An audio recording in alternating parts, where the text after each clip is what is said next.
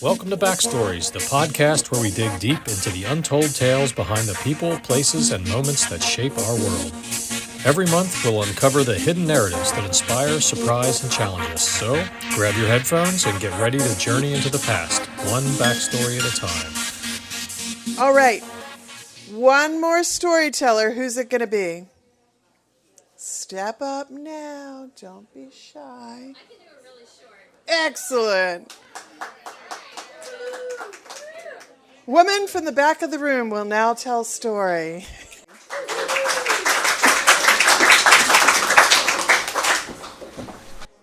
I'll keep it short. I'll keep it sweet.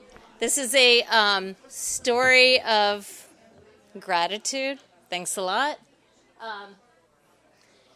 My mother, Gretchen, who is 81, has a lot of health challenges right now.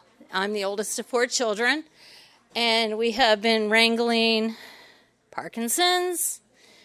We have been wrangling Lewy body dementia, idiopathic pulmonary fibrosis, stuff that I never wanted to know about.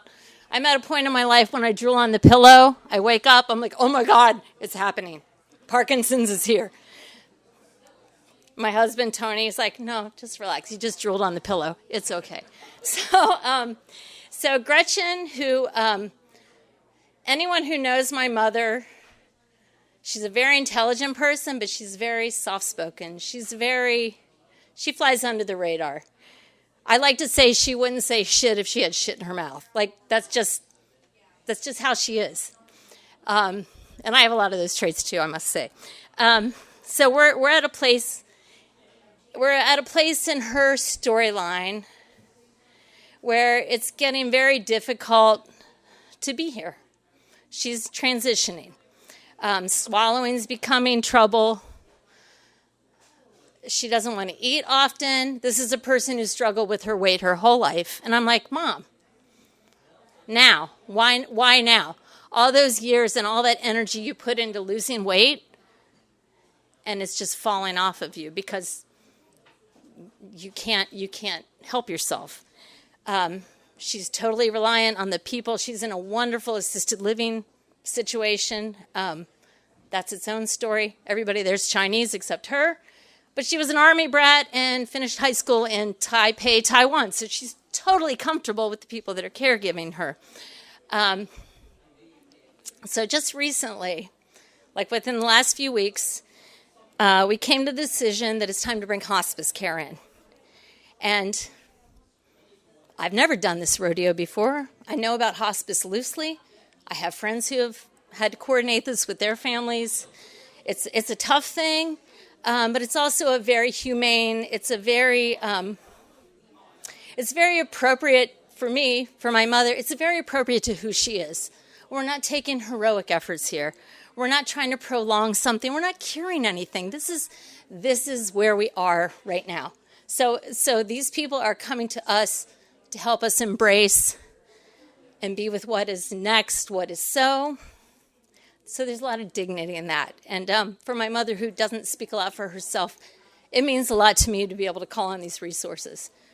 And it's also a little challenging because I'm kind of independent too, and I'm used to like figuring it out. But okay, this is where we are. So a couple weeks ago, I'm having a conversation with Wendy, who runs the assisted living where she is, and we're having this conversation. Wendy's very resistant because she's a tiger mom.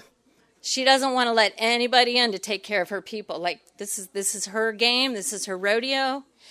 And for her to come to terms and say, it's time. This is the next best thing. This is the right move. That in itself was overcoming a hurdle. So she's on board with me.